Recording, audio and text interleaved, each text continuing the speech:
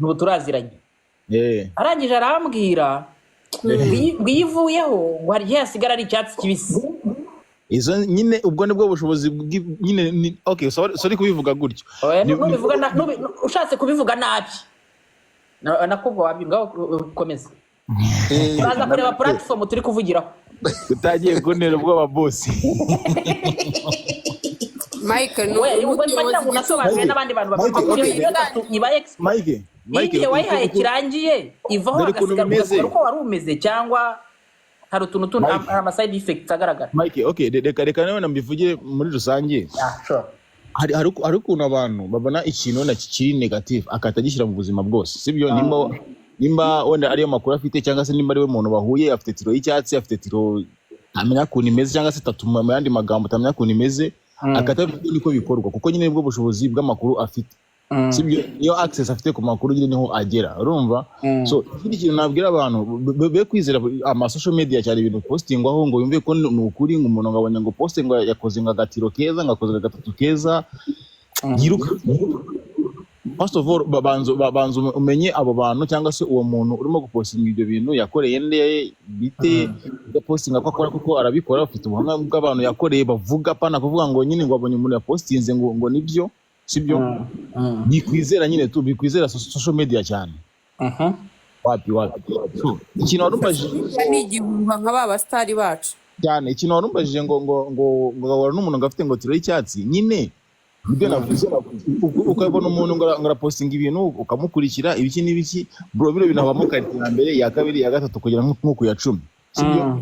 Kandi ikintu abantu bagomba kumenya uko ibikoresho bya bino bintu birahenda. Ngiye abo bajene ndabumva cyane niba ashaka kwa yagura igikoresho cy'ibihumbi 3 cyakora nk'ikibihumbi 60 mana nimo gushaka ubuzima nyine ndabwumva tu kuko birahenda byatari kugira ngo ujye kubona ubushobozi bwo kugura bino bikoresho dukoresha bro sinzi ndabumva cyane. So ku ruhande rw'umukiriya rero nabanze amenye we ngo akeneye iki sibyo.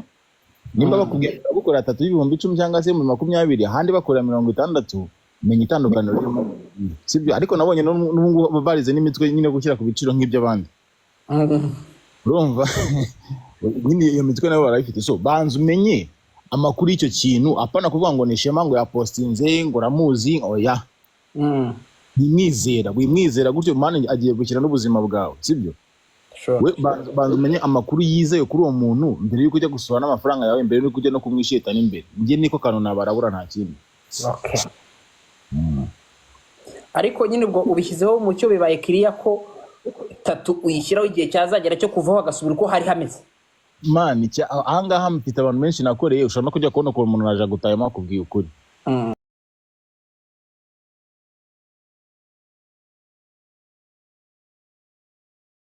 Sema kura neza iyo ngeze kuri business ngenda gakeya. Kono ugera kuri business ujye ugenda gake. Business y'umuntu genda gake. No nyine gusa ntagira brag Mike. No nyine gusa ya brag bita birangiye. Oya niko biba bimeze man. Akazi gatonze umuntu biyorera.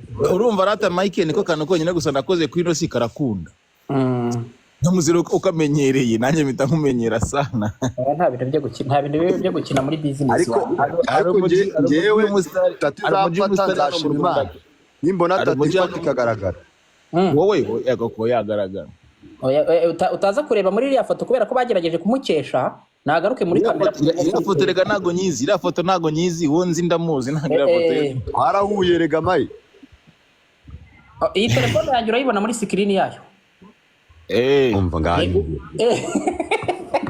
Mai. Ariko zikuri gukora ibigize icyaha. Harya.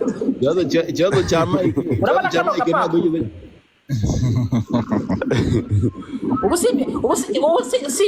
Si nyomoje inkuru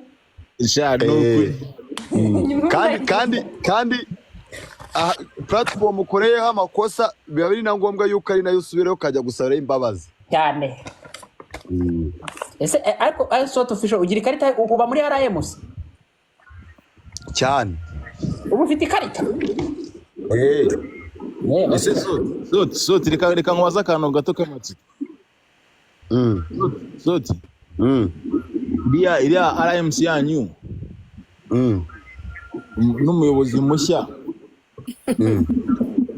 bimeze umuyobozi mushya se nyine babonye ko yaje umuyobozi mushya umuyobozi mushya aratwika byarihwishijwe ikibazo nuko mwatangiye kuzamura amagambo ngo ntago yize nkaho aje ntabwo ngo kwigisha yize azatuyobora atatarize nkaho aje rwose ubu kwigisha urugero rw'abayobozi bayobora batarize mwebwe mwize ko ntabwo Uyobora ndabona n'Imana. wagiye muri M23 bajya gutangayo interview Uyobora n'Imana, man, amasasa shema. anyura hejuru mani reka nkubwire Mike urumva hano mu Rwanda dufite ikintu cyitwa agapingane n'amashyari urumva aho kudashyigikirana bro. mani nimba umuntu hari ikintu ashoboye kuki ushaka kuzana intege nke z'ibyo adashoboye ahubwo si ibyo adashoboye ubundi bwo ni waretse agakora ibyo ngibyo ashoboye noneho ugakora bya bintu udashoboye ushoboye. mu Rwanda dufite ikibazo cy'uko iyo umuntu ateye imbere aho kugira ngo dufatanye natwe turebe ko twatera imbere tuhita turwara intambara yo kumumanura. noneho sasa mu kurwanya intambara yo kumumanura twebwe nitwiyiteho we Mike ibyo birenze mwatwara birenze ukuntu uhita uzana ibintu adashoboye rwose kandi we yakweretse ibyo ashoboye nawe wari gukoramo muri biriya adashoboye mugafashanya. nk'uyu musore abantu bahita bata bita- umwanya nyine ngo ku mbaraga ze nkeya urumva reka mbabwize ukuri sureba ibibazo by'itangazamakuru uyu munsi bihari ya mumama manda ye irarangira urumva bamwongera indi icyenda kikubwiye bitewe nuko agiye gukemura byinshi ndabizi neza uriya nanjye ndamuzi ariko hari abavuze ngo ni mu rwego rwo kumuzibya bwo kumuzibya